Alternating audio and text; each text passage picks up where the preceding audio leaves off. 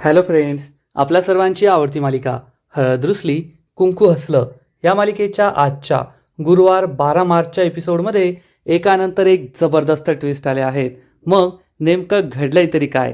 तर फ्रेंड्स, आजच्या एपिसोडमध्ये आपली जमीन वाचवण्यासाठी कृष्ण आणि दुष्यंतने पुण्याला न जाता गावातच राहण्याचा निर्णय घेतलाय. तर बाळजाबाईने त्यांना फक्त 6 महिन्याची मुदत दिली आहे संपूर्ण कर्ज फेडण्यासाठी. इकडे समर आणि अनसुया खूप चिडले आहेत. कृष्णा ही स्वतःची लढाई लढतीये, ती स्वार्थी झालीये, पण आपल्याला फक्त रांगणे पाटलांची संपत्ती हवी आहे असं समर आणि अनसुयाने ठरवलंय आणि आता त्यांनी स्वतःचे खरे रंग दाखवायला सुरुवात केली आहे. समर हा अनसुयाला म्हणाला, आता मी पुढचा डाव असा टाकणार आहे ज्यामुळे ती बाजा कृष्णाचा जीव घेईल. मला काही फरक पडत नाही, आपल्याला फक्त रांगणे पाटलांची प्रॉपर्टी हवी आहे.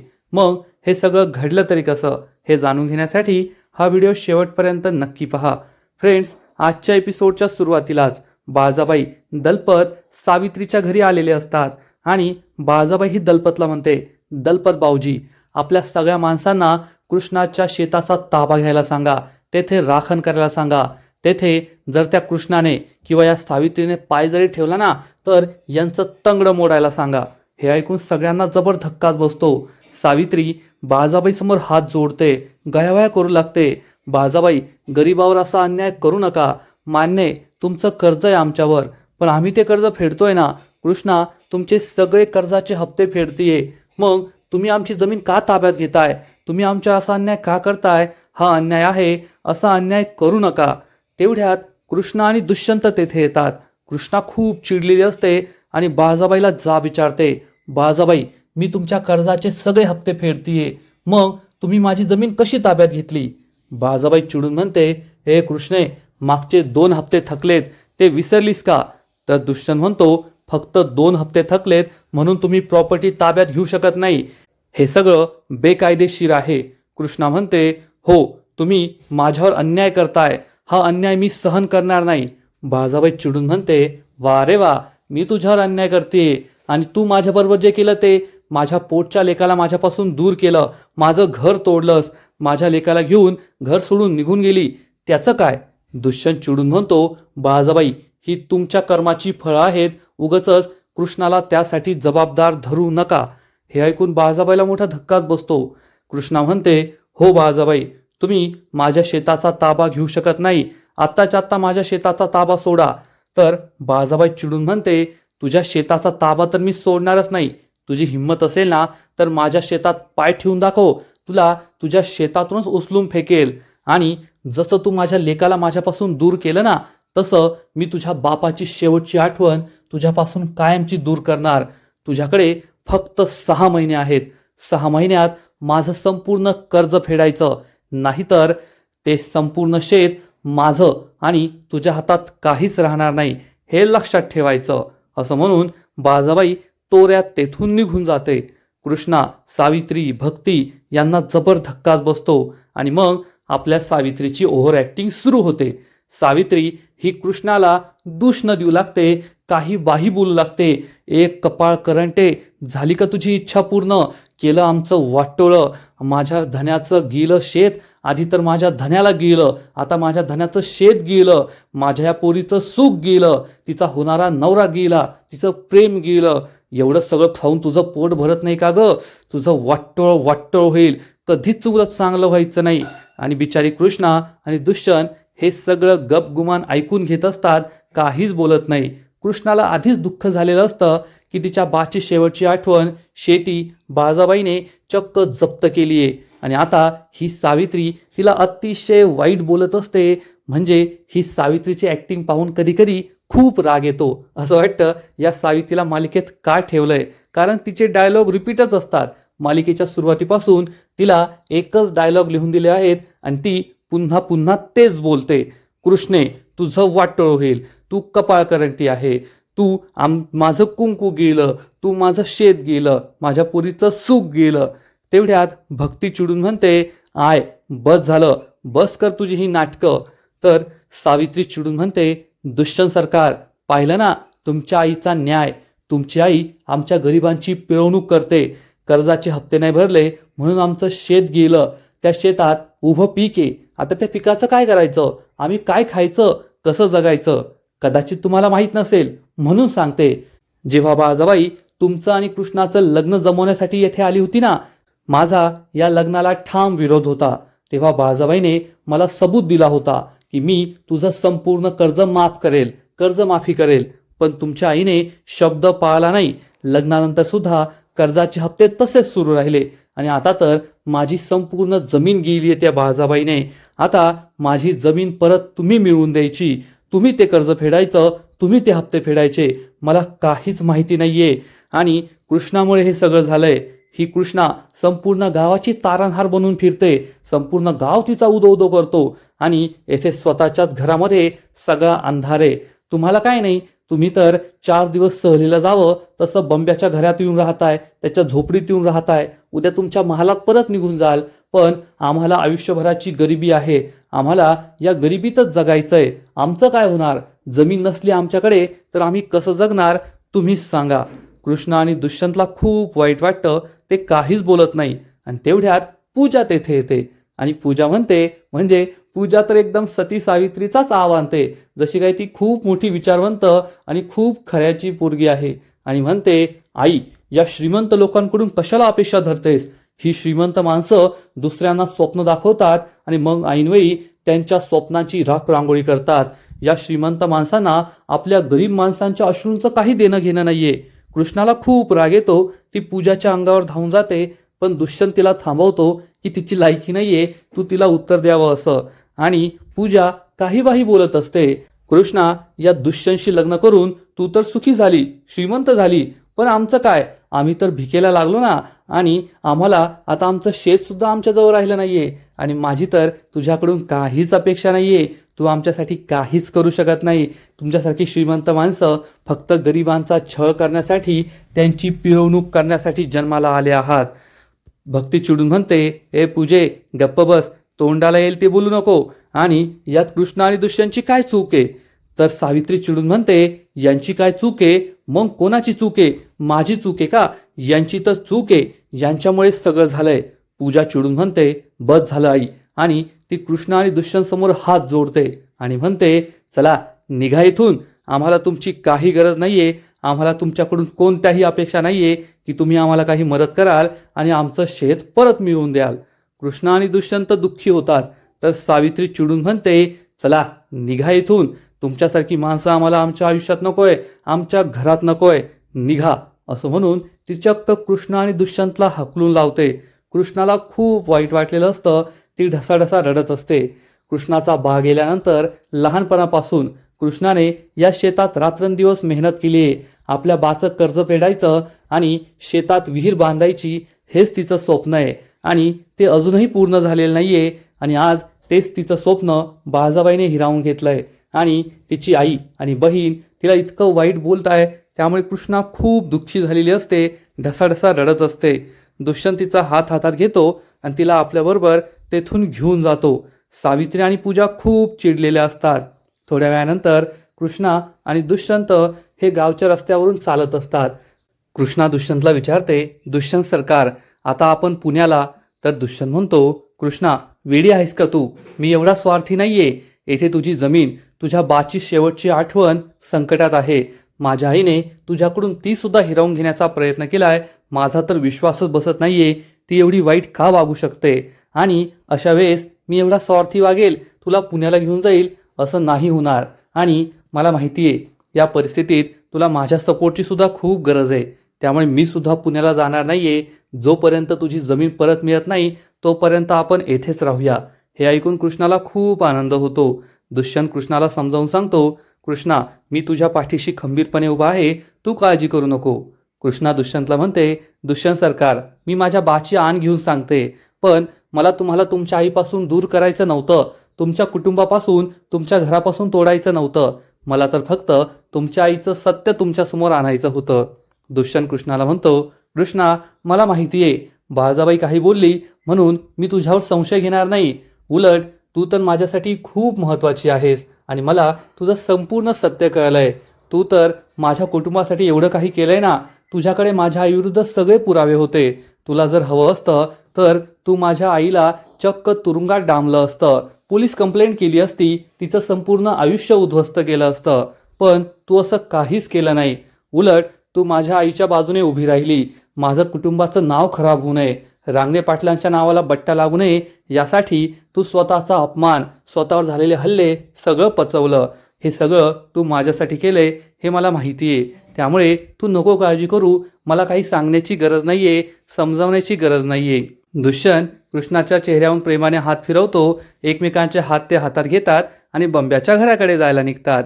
तर इकडे सावित्रीच्या घरी गोलमेज परिषद भरलेली असते आणि पूजा खूप खुश असते आणि म्हणते, हे जे काही होतंय ना ते मला खूप आवडतंय. मला तर आनंद झालाय, आनंदी आनंद गडे.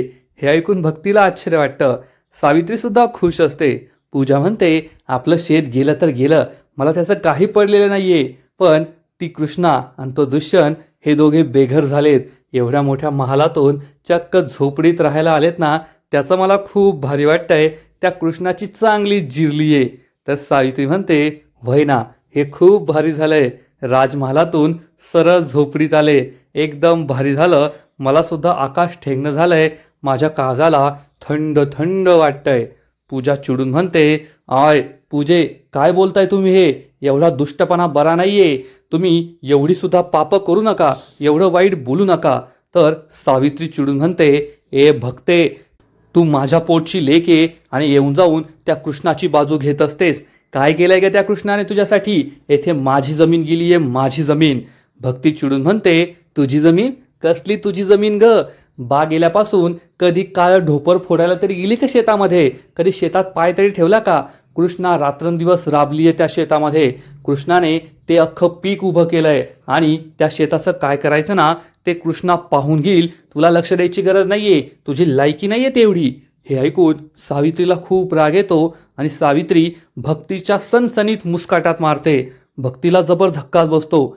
सावित्री चिडून म्हणते, ए भक्ते, तू माझ्या पोटची लेक आहे ना, म्हणून एवढ्यावरच थांबतीये. नाहीतर तुझी कातडी सोलून तेथे उन्हात वाळायला ठेवली असती. माझ्या विरुद्ध बोलायचं नाही. खाते माझ्या घरचं आणि गाते त्या कृष्णाचं. यानंतर पुन्हा माझ्यासमोर त्या कृष्णाचं गुणगान गायला ना तर माझ्यापेक्षा वाईट कुणी राहणार नाही, हे लक्षात ठेव. भक्ती खूप दुःखी होते आणि रडू लागते. फ्रेंड्स, खरंच भक्तीला त्या घरात खूप त्रास होतोय. सासू कोण नाही तर आईकडून सासूरवास होतोय आणि भक्तीने ते घर सोडून नक्कीच बंब्याच्या घरी कृष्ण आणि दुष्यंतबरोबर राहायला जायला पाहिजे. इकडे बाळजाबाईच्या घरी दलपत बाळजाबाईला सांगतो, बाळजाबाई, निवडणुकीपूर्वी आपल्याला पक्षाला कमीत कमी 5 करोड रुपये द्यावे लागणार आहेत. आता पैशांचं कसं करायचं? तर बाळजाबाई म्हणते, काय दलपत भाऊजी, तुम्ही काय विचारताय? अहो, एवढ्या वर्षांपासून 5 गावांच्या 5 धनिकांना आपण पोचलोय. त्यांना आत्ताच्या आत्ता फोन लावा. त्यांना सांगा, 5 वर्षांपासून आम्ही तुम्हाला एवढे कॉन्ट्रॅक्ट मिळवून दिले, कंत्राटं मिळवून दिली, एवढा पैसा छापलाय तुम्ही, तुमची भरभराट झाली आहे. तर 1-1 करोड रुपये सगळ्यांकडून घ्या आणि ते 5 करोड रुपये पक्षाला देऊन टाका. दलपत खूप खुश होतो आणि म्हणतो, ठीक आहे बाळाजाबाई. आणि तेवढ्यात आढळराव रागारागाने तेथे येतात आणि चक्क सोफ्याला जोरात लाथ मारतात. बाळाजाबाईला धक्काच बसतो. बाळाजाबाई चिडून म्हणते, ओ आढळराव, काय करताय? तर आढळराव चिडून म्हणतात, आवाज खाली. अगं, अजून किती खालच्या पातळीला उतरशील? तुझा पोटचा लेक तुला सोडून गेला आणि त्या कृष्णाची जमीन सुद्धा घेतलीस. तिच्या बाची शेवटची आठवण तू घशात घातलीस. लाज नाही का वाटत तुला? अगं, तुला नरकात सुद्धा जागा मिळायची नाही. अशा गोरगरिबांची पिळवणूक करून कसला आसुरी आनंद मिळतो ग तुला? निर्लज्ज कुठली! तुला नरकात सुद्धा जागा मिळणार नाही. मेल्यावर कोठे जाशील याचा तरी विचार कर आणि सुधार. बाळाजाबाई चिडून म्हणते, हो आढळराव, जास्त आवाज नाही चढवायचा. आणि मी जे केलं ना ते योग्यच केलं. त्या कृष्णीने माझा पोटचा लेक माझ्यापासून दूर नेला आणि मी तिच्या बाची शेवटची आठवण तिच्यापासून दूर केली. आणि खालच्या पातळीला ना, अहो, अजून तर मी खालच्या पातळीला उतरलीच नाहीये. अजून तर मी आणखीन खालच्या पातळीला उतरणार. मी माझं असं रूप त्या कृष्णाला दाखवणार ना की तिने स्वप्नात सुद्धा विचार केला नसेल.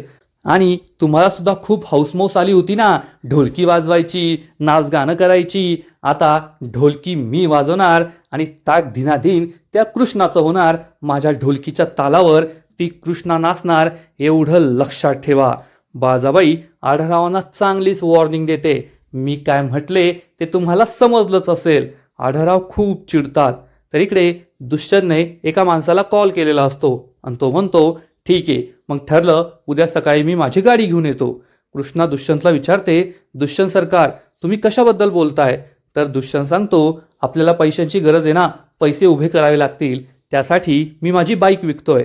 हे ऐकून कृष्णाला मोठा धक्काच बसतो. कृष्णा म्हणते, नाही दुष्यंत सरकार, तुम्ही तुमची गाडी नाही विकायची. मी माझ्या गळ्यातली साखळी विकते, ती गहाण ठेवते आणि मग आपलं पैसे उभे करता येतील.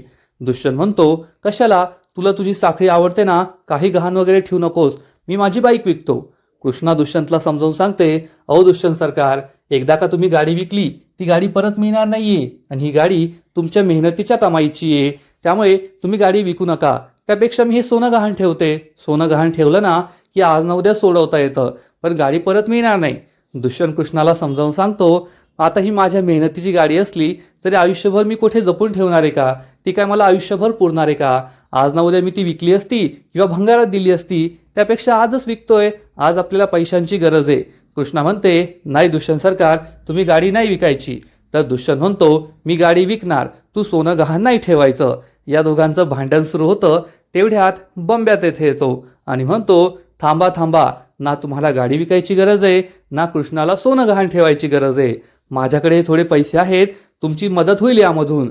असं म्हणून बंब्या चक्क त्याने साठवून ठेवलेले पैसे कृष्णा आणि दुष्यंतला देतो.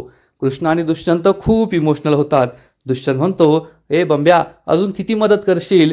खरंच आम्हाला ही मदत नकोय, आमचं आम्ही मॅनेज करू, तू एवढी जास्त मदत नाही करायची आम्हाला.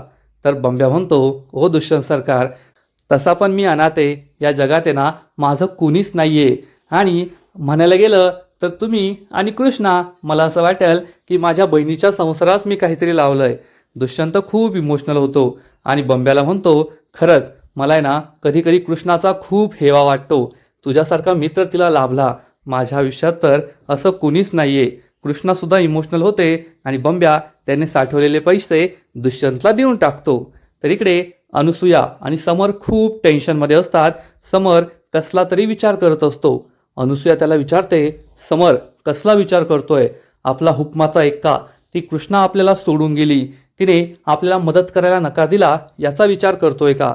समर चिडून म्हणतो, वय आहे, कृष्णा आपल्याला सोडून गेली, तिने आपली साथ सोडली, आपल्याला मदत करायला नकार दिला, परंतु आपण आपलं उद्दिष्ट आता मागे ठेवायचं नाही.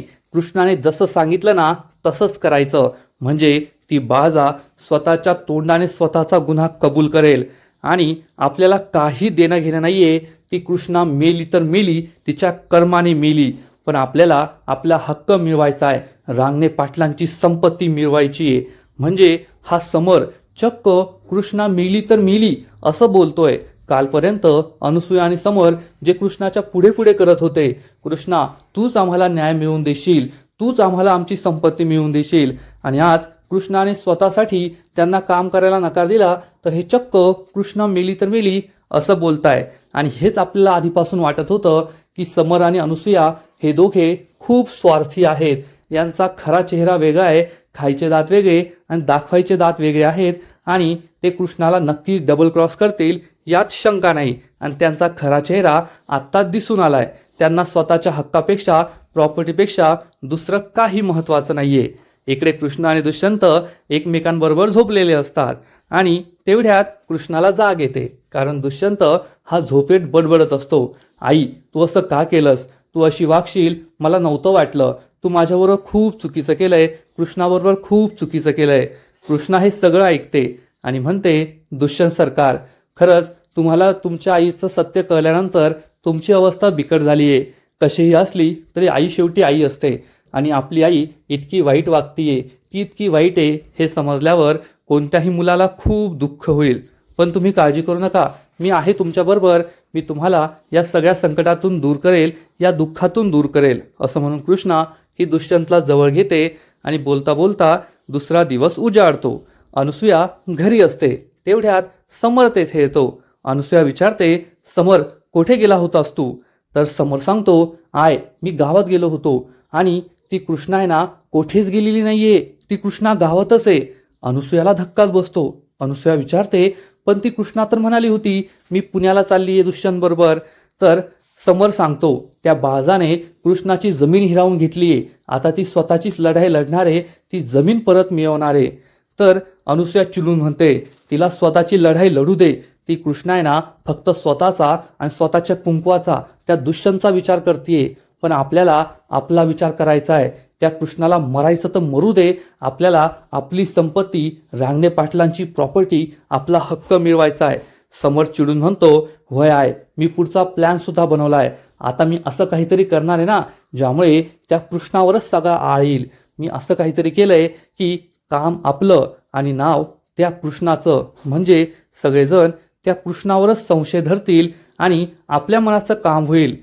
तेव्हा अनुसूया चिडून म्हणते वय समर, तू हे खूप भारी केलं. ती कृष्णा तिच्या कर्माने मेली तर मेली, पण आपलं काम तर होईल, सगळी प्रॉपर्टी आपल्या नावावर होईल. म्हणजे कालपासून समर आणि अनुसूया एकदम स्वार्थी बनले आहेत. स्वतःच्या स्वार्थापुढे त्यांना काहीच दिसत नाहीये. कृष्णा मेली तर मेली, पण आपली संपत्ती आपली व्हायला पाहिजे असं ते पुन्हा पुन्हा बोलताय. आणि या दोघांना त्यांच्या कर्माची फळं नक्कीच मिळणार, एवढं मात्र नक्की. आणि आजचा एपिसोड इथेच संपतो. फ्रेंड्स, हळद रुसली कुंकू हसलं या मालिकेचा आजचा एपिसोड खूप भारी होता.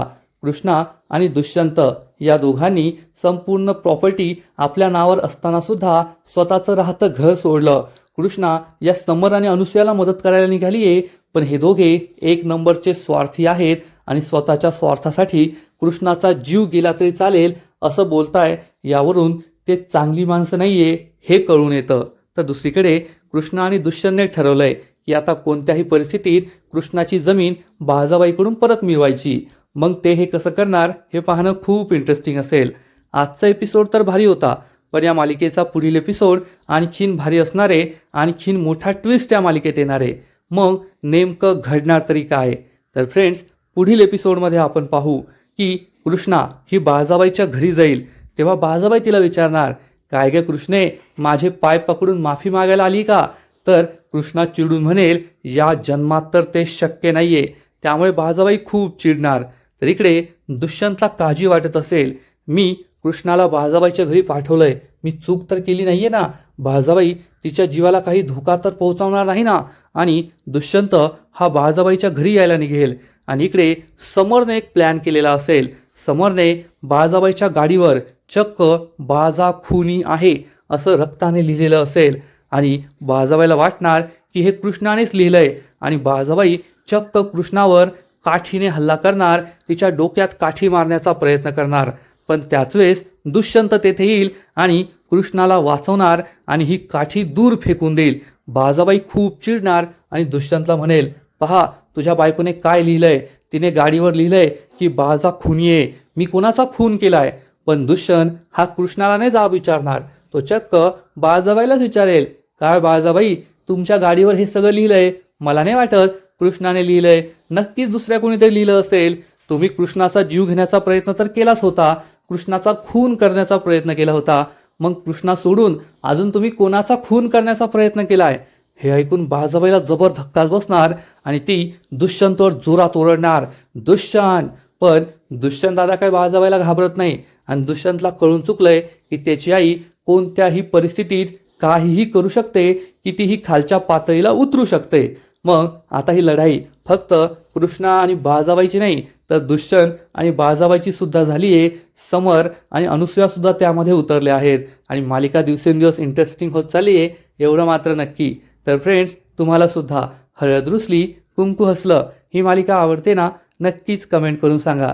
आणि या मालिकेचे असेच नवीन नवीन एपिसोड सर्वात आधी पाहण्यासाठी व्हिडिओला लाईक करा, शेअर करा, चॅनलला सबस्क्राईब करून बेल आयकॉनवर क्लिक करा, म्हणजे या मालिकेचे नवीन नवीन एपिसोड तुम्हाला सर्वात आधी पाहायला मिळतील. खूप खूप खूप धन्यवाद.